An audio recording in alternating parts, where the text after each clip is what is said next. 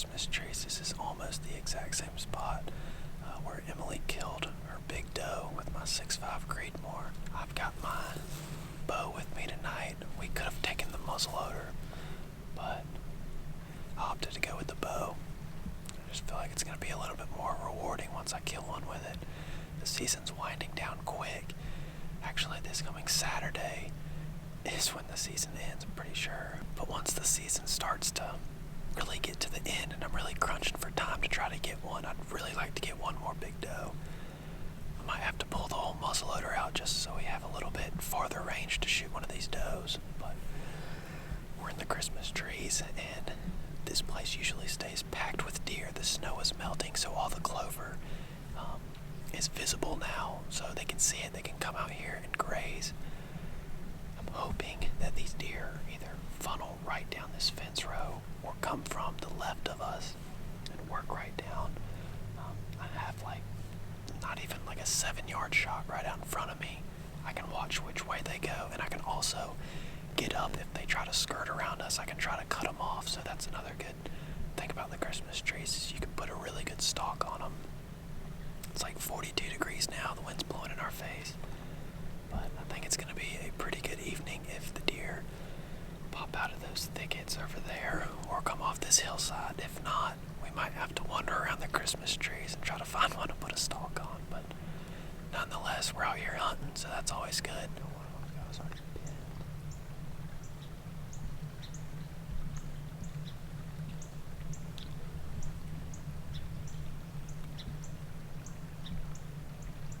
We've got 4 does that just popped out right at the top of the hill. I think they're going to slowly work down this way. We might have to adjust our setup. We have probably 35 minutes worth of shooting light left, so hopefully they work their way down this way pretty quick. The wind's perfect, so that shouldn't be an issue. We just got to see which way they go. We've got the low ground. They're up high, so can't move around too much right now, but we've got deer.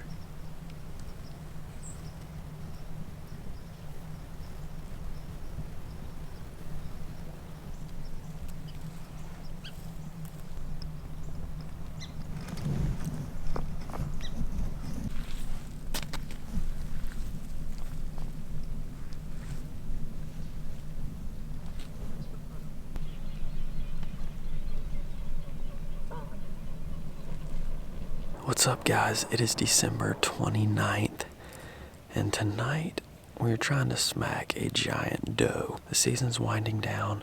I really want to get one more doe on the ground, so I've opted to go with the bow tonight.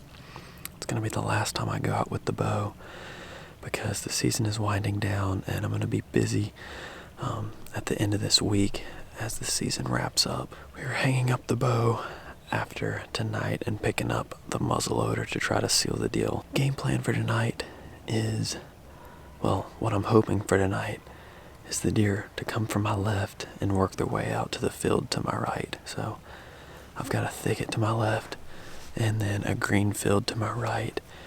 And during Christmas, it snowed. Actually, Christmas night it snowed about 6 inches. And it has hung around for a while. Today is the first day where pretty much all of it has melted. So I'm anticipating these deer to be up on their feet working towards these green fields because they haven't really been able to eat just where the snow has been covering all the food. So the snow's melted, the clover and everything out in the fields are exposed once again. This is a pretty big travel corridor in late season. So what I'm hoping is a really close shot with the bow, and just to seal the deal with one more big doe in the freezer. But that's what's on the agenda for tonight.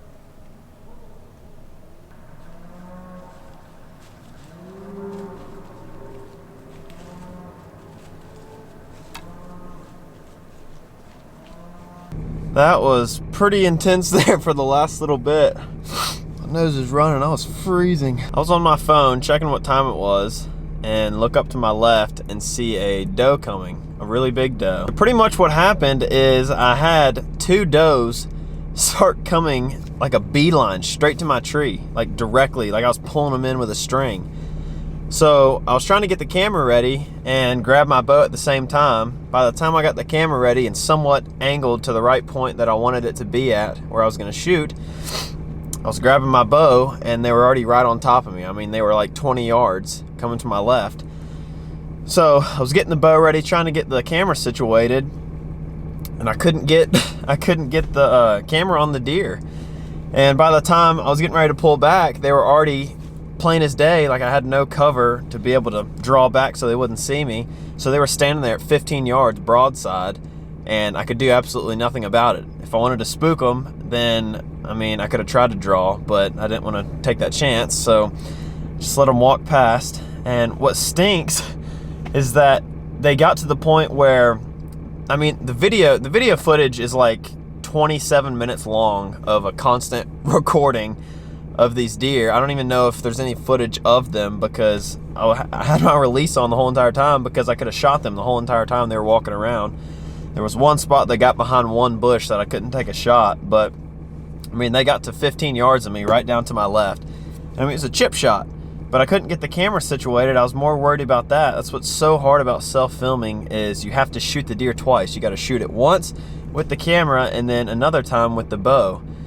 And especially bow hunting is super hard, self-filming. I mean, I could have easily got both of those does if I had a muzzleloader, but I didn't. I opted to take the bow, which is, I mean, it would have been awesome if I would have got one with the bow, but it's just so hard. But they ended up working down, coming across the trail that I'm at, and then coming right back up to me, like at 30 yards. But come to find out, it was a doe, a big doe, and a yearling. And the doe was licking the little yearling, and I don't know, I just got too soft-hearted and I couldn't shoot, so I kind of just watched them until it got pitch black where I couldn't see. And the story doesn't end there. So I let them pass. I actually climbed out of my tree all the way, got down on the ground, and they did not spook. I walked past them at like 30 yards through the brush. They were just standing there. I guess they thought they were invisible. But once I got out into the field walking back towards my truck, there were stinking 16 deer out in the field where me and Emily normally sit, just right up on the edge of the field. There was probably a group of 8 right there, and then a bunch more that were over on the opposite side of the field. But there was like 16, 17 deer out in the field. I couldn't tell if they were bucks or does or what they were. I mean, I could tell they were deer, but I couldn't tell if there was any bucks mixed in there. But stinking crazy. So many deer out in the field. So tomorrow, we're taking the muzzleloader out.